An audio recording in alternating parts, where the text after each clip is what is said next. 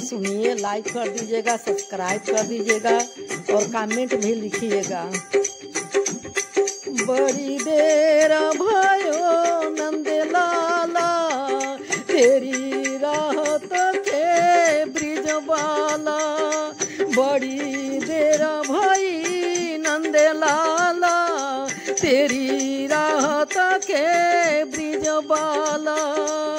ग्वाल बाल एक एक से पूछे, कहाँ है मुरली वाला रे। ग्वाल बाल एक एक से पूछे, कहाँ है मुरली वाला रे। बड़ी देर भई नंदलाला, तेरी राहत के ब्रिजवाला।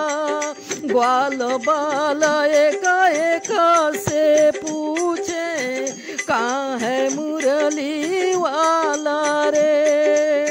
कोई न जाए कुंज गलीन में, तुझ बिन कलिया चुनाने को।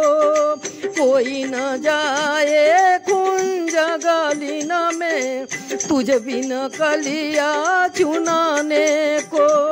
तरस रहे हैं जमुना तटवे, ए धुन मुरली की सुनाने को।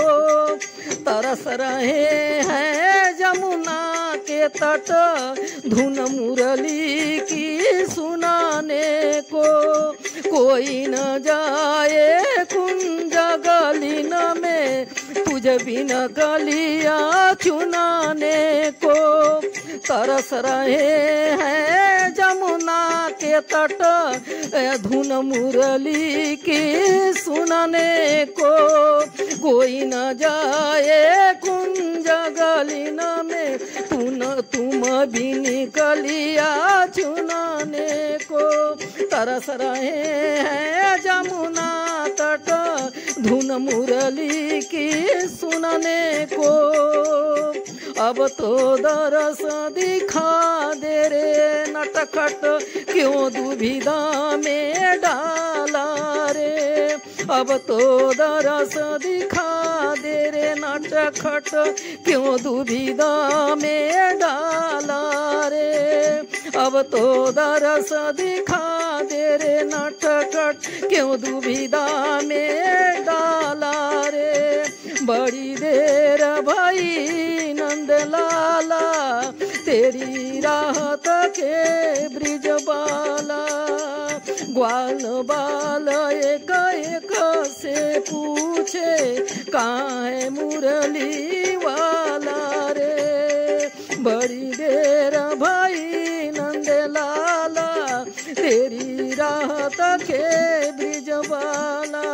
ग्वाल बाल एक एक से पूछे, कहाँ है मुरली वाला रे। संकट में है आज वो धरती, जिस पर तूने जन्म लिया।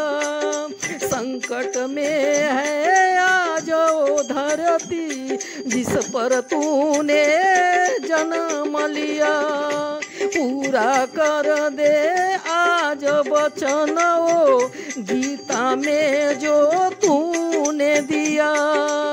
पूरा कर दे आज वचन वो, गीता में जो तूने दिया। संकट में है आज वो धरती, जिस पर तूने जन्म लिया। पूरा कर दे आज वचन वो, गीता में जो तूने दिया। कोई नहीं है तुझ बिन मोहन, भारत का रखवाला रे।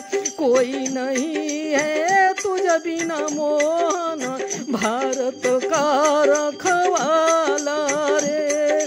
कोई नहीं है तुझ बिन मोहन, भारत का